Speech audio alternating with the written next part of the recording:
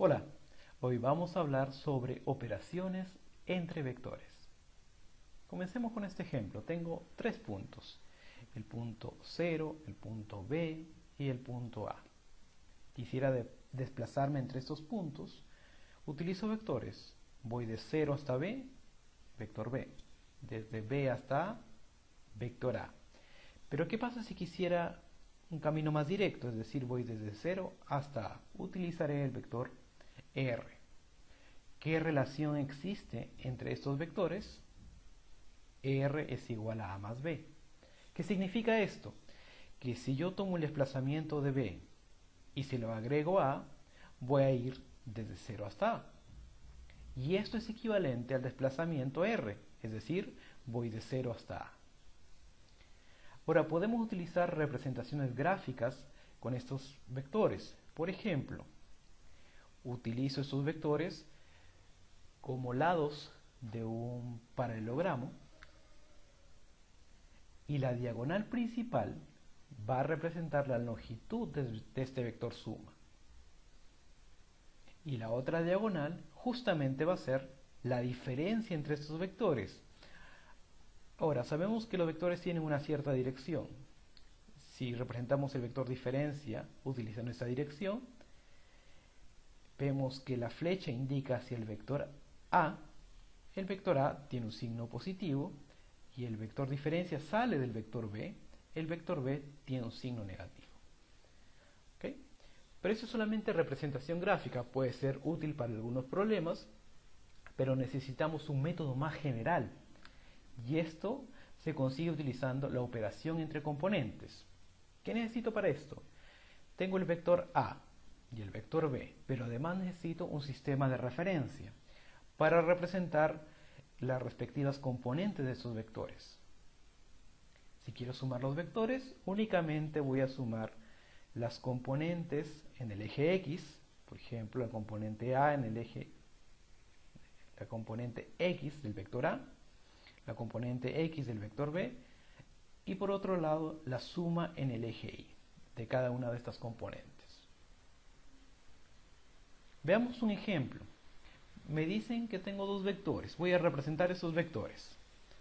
En este caso tengo el vector B y el vector A. La idea es representar estos vectores a través de sus componentes. Entonces, un método. Podría utilizar formar un triángulo y descomponer esta distancia. Sabemos que A tiene una distancia de 6 unidades, ¿okay? Entonces lo descompongo, el lado opuesto sería seno y el lado adyacente sería coseno. Por lo tanto, el vector A ¿a qué va a ser igual? Es igual al eje X, que acá lo podemos ver, 6 coseno de 36, y el eje Y, 6 seno de 36. Ahora, ambos tienen signo positivo porque, como pueden ver, este coincide con el eje X y este otro vector coincide con el eje Y. Entonces, ambos positivos. Acá simplemente tengo que utilizar una calculadora y encontrar los respectivos números que representan al vector A. Para el vector B es mucho más sencillo porque me dice que tiene 7 unidades. Entonces, estas 7 unidades están solamente en el eje X.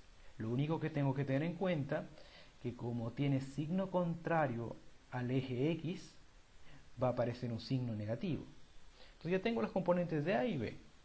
Puedo comenzar a sumar. Entonces, componentes X de A y B. Entonces la componente X de A es 4.9 y de B es menos 7. Sumo esos componentes. Por el otro lado lo mismo, 3.5 y 0, 3.5 y 0. Sumo ambas y voy a obtener este resultado.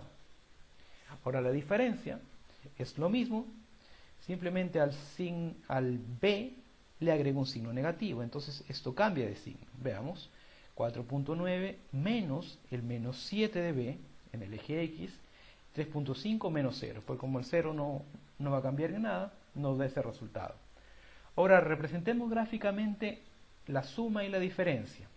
Como podemos ver acá, yo acá estoy representando la suma, a través de la diagonal principal, tiene un cierto valor, nosotros podemos encontrarlo a través del módulo de este vector.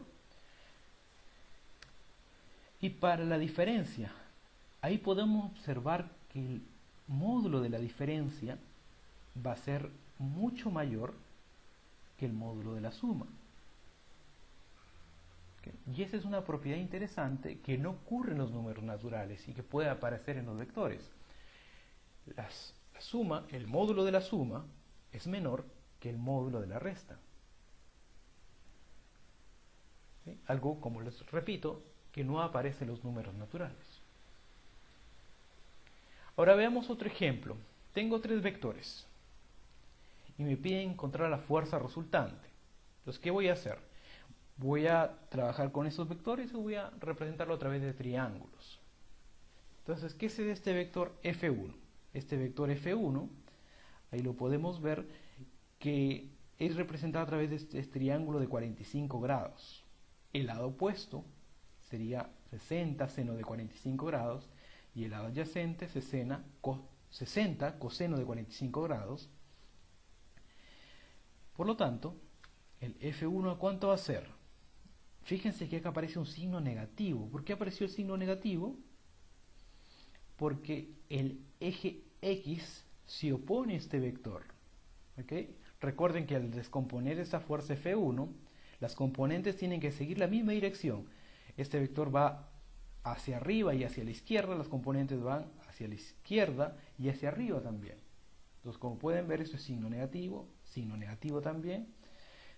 El eje Y y este vector coinciden, 60, seno de 45, y esto va a ser igual a este vector. Ahora, es importante siempre que si nos dan unidades, en el caso anterior no era el caso, si nos dan unas unidades tengo que ponerlas.